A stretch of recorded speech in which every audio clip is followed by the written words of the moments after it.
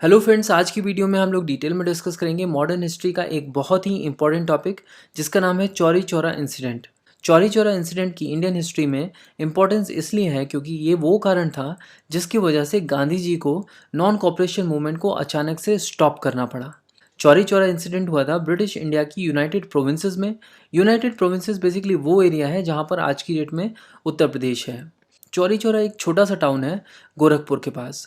हुआ क्या कि अगस्त 1920 में गांधी जी ने नॉन कॉपरेशन मूवमेंट लॉन्च कर दिया था और मूवमेंट को पूरा देश सपोर्ट कर रहा था।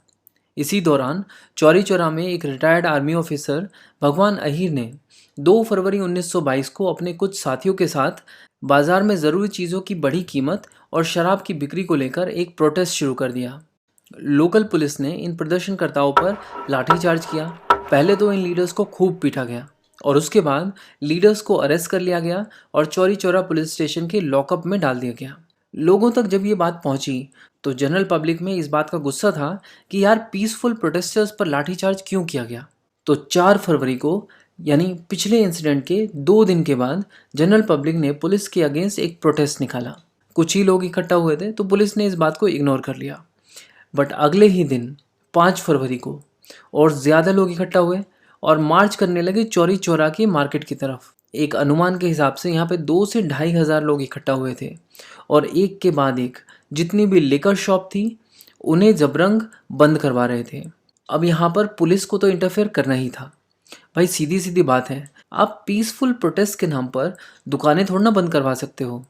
तो पुलिस ने तो एक्शन लिया और फिर से भयंकर लाठीचार्ज किया और लीडर्स को पकड़कर पुलिस स्टेशन ले गए।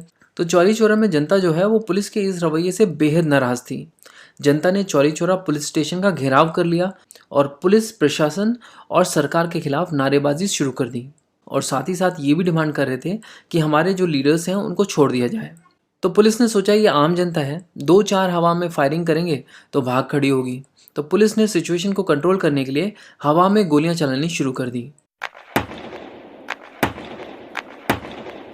बट जनता जो है वो पहले से तिलमिलाई हुई थी तो गोलियों की आवाज़ सुनकर वो बेकाबू हो गई और पुलिस पर पत्थरबाजी शुरू कर दी। सिचुएशन को और ज़्यादा ख़राब होते देख पुलिस ने भी पब्लिक पर ओपन फायर करना शुरू कर दिया। सोचा कि 1-2 लोग मरेंगे तो शायद बाकी की भीड़ जो है वो भाग जाएगी।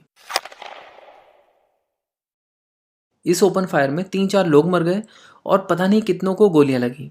और अब भीड़ जो है वो पुलिस की फायरिंग का मुंह तोड़ जवाब देने के मूड में थी। भीड़ ने आगे बढ़कर पुलिस चौकी को आग के हवाले कर दिया और जो पुलिस वाले यहाँ से बच के भागने की कोशिश कर रहे थे उनको भी उठा उठाकर इस जलती हुई पुलिस चौकी में फेंकना शुरू किया और इस पूरे इंसिडेंट में 22 से 23 पुलिस वाले मारे गए। अब ब्रिटिश अथॉरिटी ने चौरी चौरा में सिचुएशन कंट्रोल करने के लिए मार्शल लॉ लगा दिया, मिलिट्री बुलाई गई। गांधी जी इस चौरी चौरा इंसिडेंट की वजह से बहुत ही निराश थे और 5 दिन का उपवास किया।